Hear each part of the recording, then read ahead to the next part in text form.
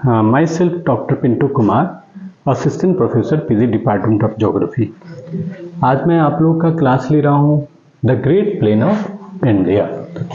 The great plain of India हम लोग Indian physiographic division of India को पढ़ रहे हैं।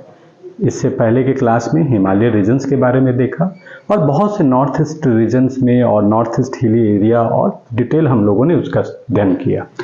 आज हम लोग बात करेंगे ग्रेट प्लेन ऑफ इंडिया।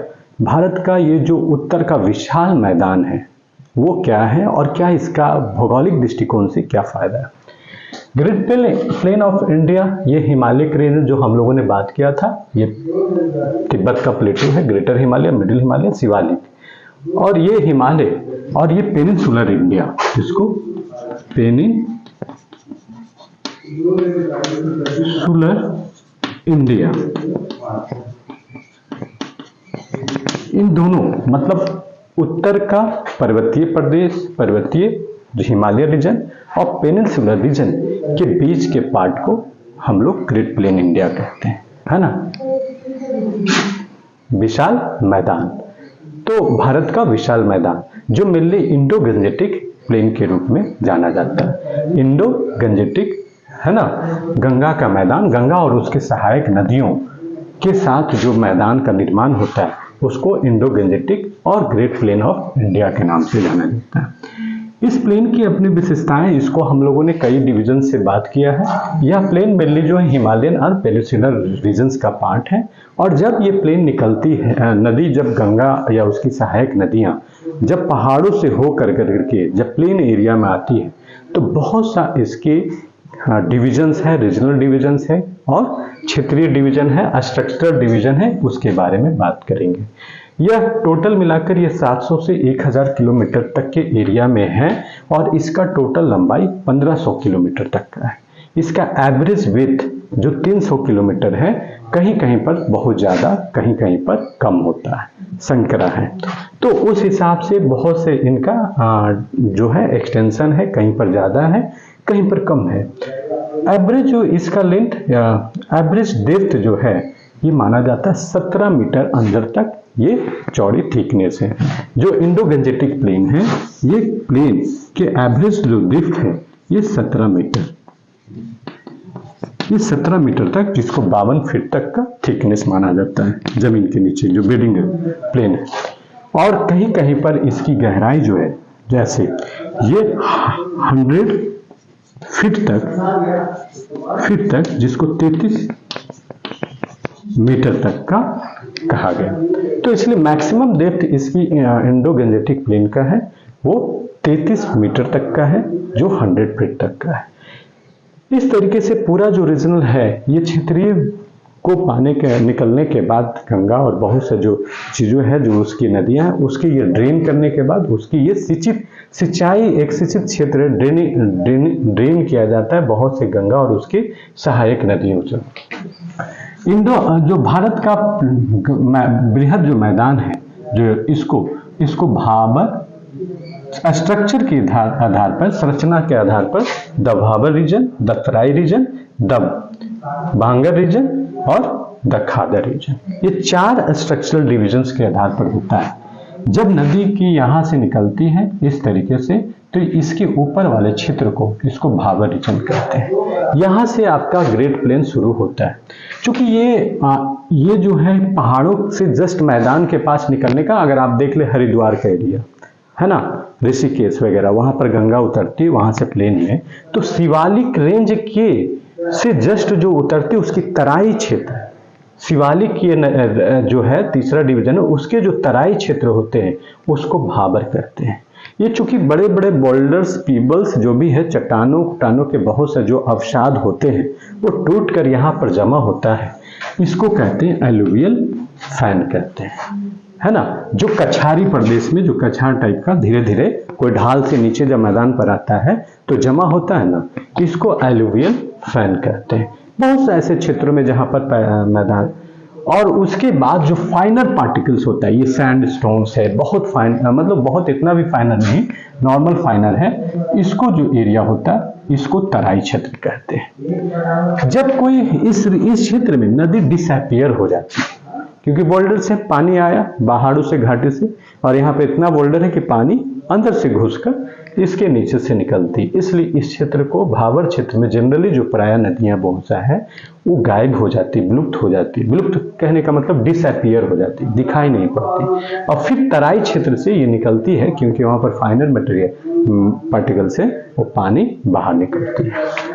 उसके बाद ये होता है भांगर क्षेत्र है और ये खादर क्षेत्र है। तो भांगर क्षेत्र जो है, भांगर जो क्षेत्र है इसको BHANGAR भी कहते हैं और BANGAR, ये दोनों लिखते हैं, कहीं पर H भी लिखते हैं, कहीं पर नहीं भी लिखते हैं।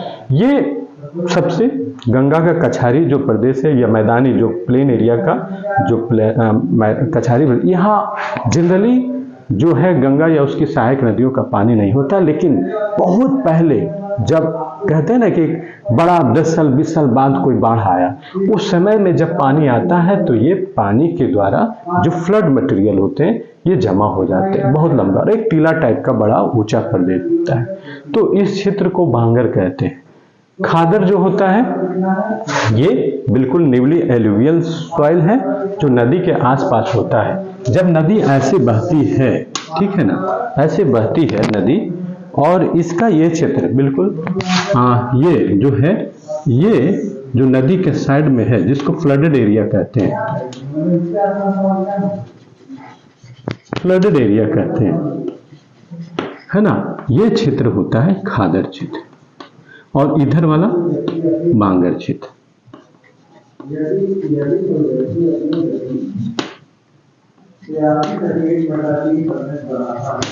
खादर क्षेत्र होता है, ये भांगर क्षेत्र। ठीक उसी प्रकार से मान लो नदी ये आया इस टाइप से, तो ये जो क्षेत्र है इसको खादर क्षेत्र कहते हैं।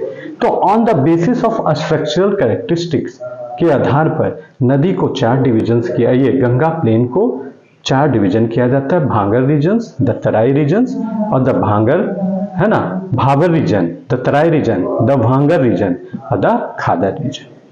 ठीक है, जहां पर बताएंगे वहां पर थोड़ा बड़ा कर देना है ना, इस हिसाब से ये देख रहे हैं आप। फिगर्स में मैंने इसको दर्शाया है कि कैसे कैसे भाबर, तराई, इंडो गंजेटिक प्लेन का, और ये भांगर और ये खादर। अब फिगर से बिल्कुल ये क्लियर हो जा रहा है ना कि कौन सा क्या क्षेत्र होता है और कैसे हम उसको क्या समझते हैं।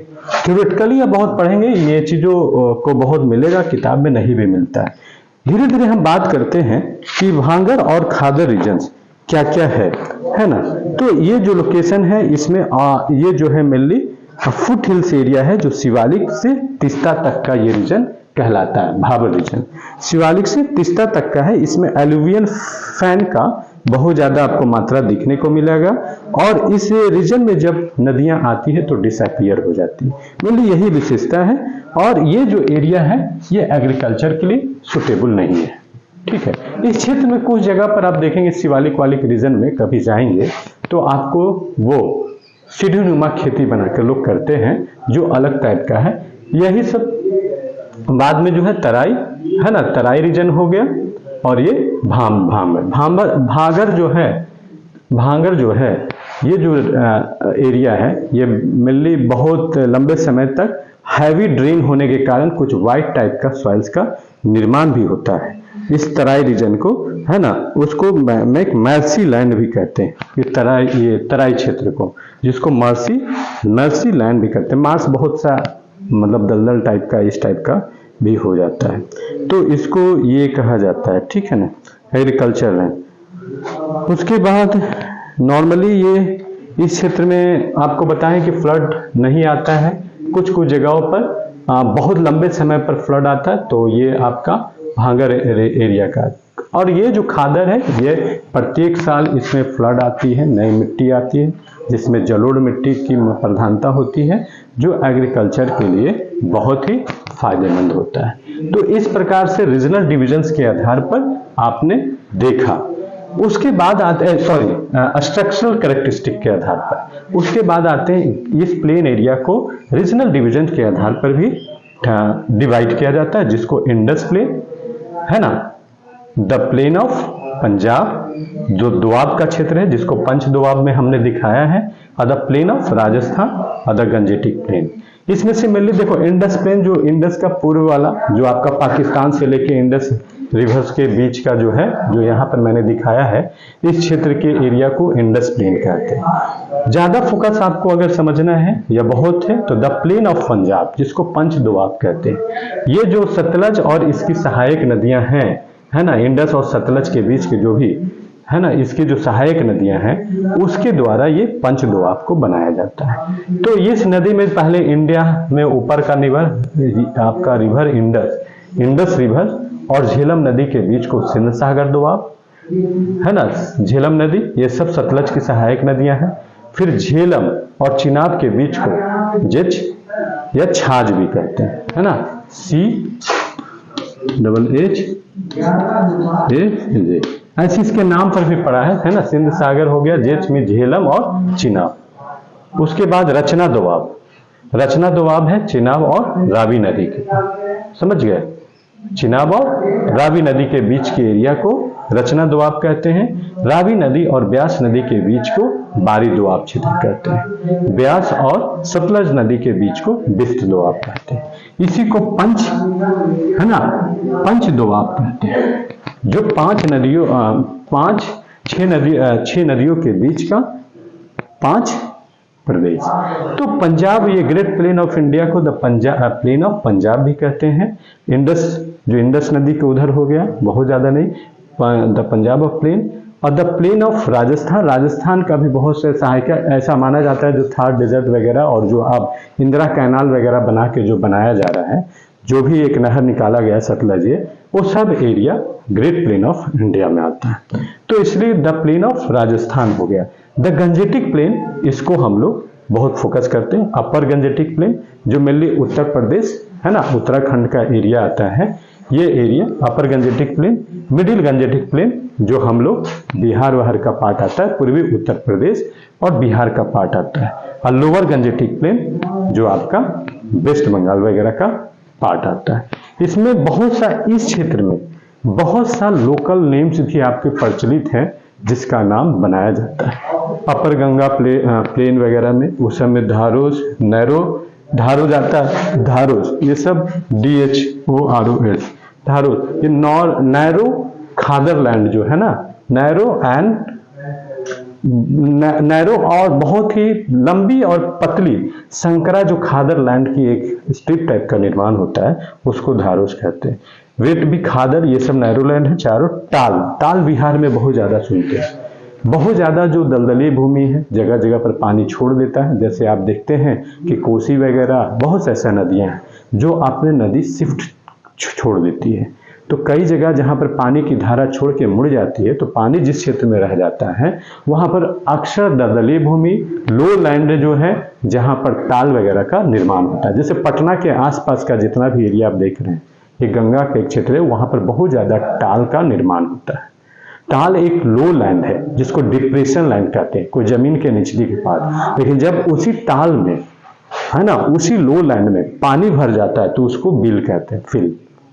ये ज्यादातर आपको बंगाल के क्षेत्र में मिलेगा। जो लो लैंड एरिया है वो ज्यादातर आपको लोअर गंजेटिक प्लेन में मिलेगा। तो बहुत सा ऐसा लोकल नेम्स है जिसको आपको जानना पड़ता है। छार, ताल, बेल्स, है ना, कुछ जो उठ जाते हैं, है ना, जो उठ जाते हैं उसको हम लोग, जिसको रिवर ट्रेसेस कहते हैं, है ना, कि नदी का दोनों तटबंध का कुछ बाढ़ के पानी निरंतर आने से या कछारी क्षेत्र में छोटा एक टीला टाइप का भी बन जाता है। तो इस प्रकार से बिहार जो ये मिडिल और लोअर गंजेटिक प्लेन में बहुत ज्यादा इस तरह का लैंडफॉर्म्स का भी निर्माण होता है, जिसमें टाल हो गया, है ना, ये और आपका बेट हो गया, बिल्स हो गया, छार हो गया, ये सब बहुत जगह पर होता है। टाल वो है जो लो लैंड जिसमें पानी नहीं है और जिसमें जब पानी भर जाता है ना, तो उसको बिल कहते हैं। और उसके बाद अगर कोई चीज में, जैसे नदी गई अपना शिफ्टिंग हो गया, जैसे कोसी की नदी ये छोड़ के अब यहां से मुड़ गई,